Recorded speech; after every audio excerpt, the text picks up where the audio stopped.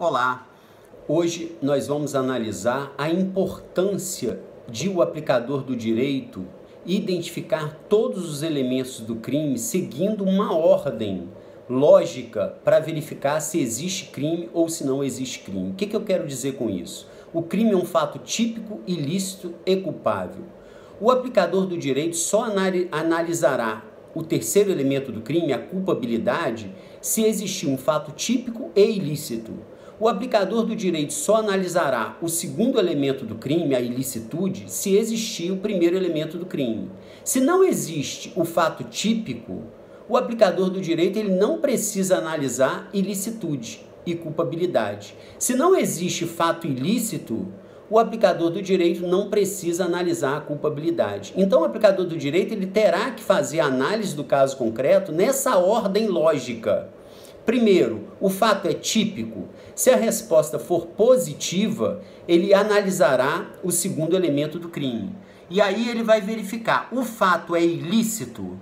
Se a resposta for positiva, ele analisará a culpabilidade. Então vejam que o aplicador do direito só pode analisar a culpabilidade se estiverem presentes o fato típico e a ilicitude. O aplicador do direito só pode analisar a ilicitude se estiver presente o fato típico. Outra coisa importante, se existir uma excludente de ilicitude e também existir uma excludente de culpabilidade, o aplicador do direito deve absolver o réu com base na excludente de ilicitude, porque a ilicitude prevalece a culpabilidade. Então essa é a sequência, fato típico, ilícito e culpável. Vou dar um exemplo concreto. Imaginem que um louco, sujeito absolutamente louco, venha cometer um fato típico de homicídio.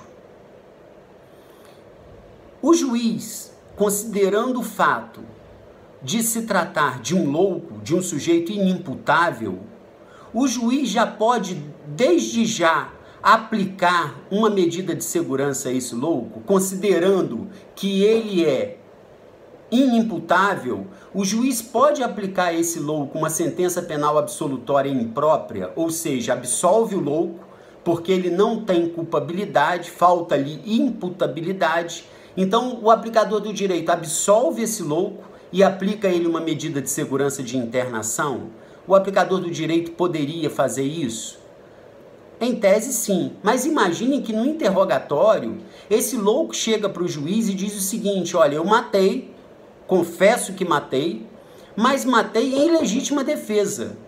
E aí ele conta um fato concreto com indícios de veracidade que demonstram indícios da prática do fato típico de homicídio que ocorreu em legítima defesa.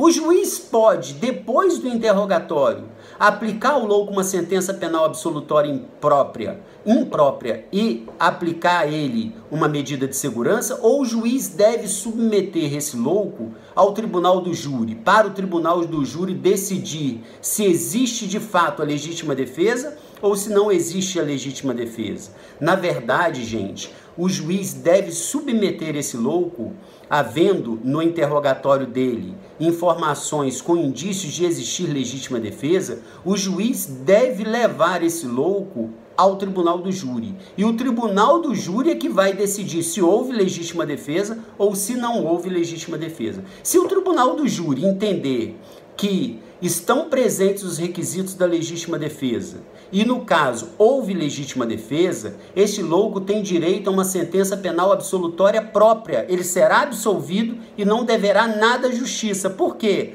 Porque ele praticou um fato típico de homicídio, mas agiu amparado numa causa de exclusão da ilicitude. Ele agiu amparado na legítima defesa. Agora, se o tribunal do júri negar a tese de legítima defesa, aí sim o juiz analisará então o terceiro elemento do crime, a culpabilidade, de forma mais específica, a imputabilidade, e o juiz, vendo que ele que matou alguém é completamente inimputável, o juiz então, agora analisando o terceiro elemento do crime, a culpabilidade, o juiz vai absolver esse louco.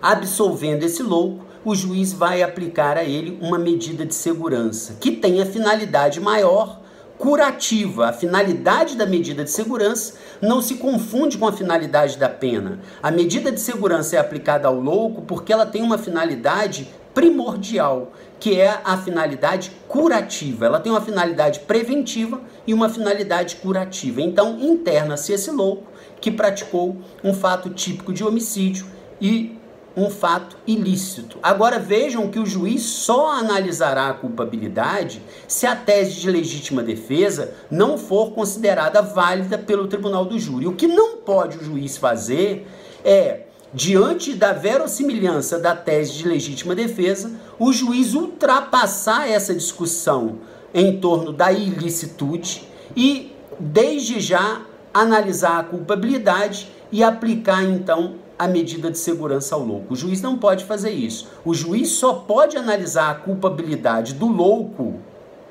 se ele praticou um fato típico e ilícito.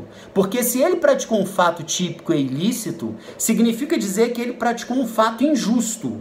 Se ele praticou um fato injusto, aí analisa-se a possibilidade de aplicar a esse louco um juízo de censura, um juízo de reprovação, em face dele ter praticado um fato injusto.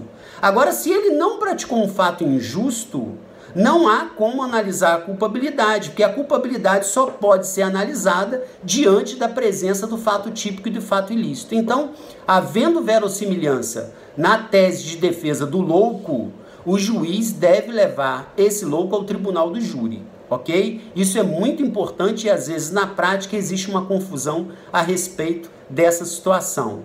Então, cuidado com isso. O crime tem 3 elementos e os elementos devem ser analisados nessa ordem. Primeiro, verificar se existe o fato típico. Existindo o fato típico, analisa se o fato típico é ilícito. Se existir fato típico mais fato ilícito, analisa a culpabilidade, porque a culpabilidade é o último elemento do crime e é um juízo de reprovação imposto a alguém que praticou um fato injusto, que é a soma do fato típico mais o fato ilícito. Se o sujeito não praticou um fato injusto, você não pode analisar a culpabilidade. Então, atenção para esse detalhe que é muito importante, na prática algumas vezes pode trazer confusão. Eu espero que eu tenha colaborado para os seus estudos de direito penal. Um forte abraço.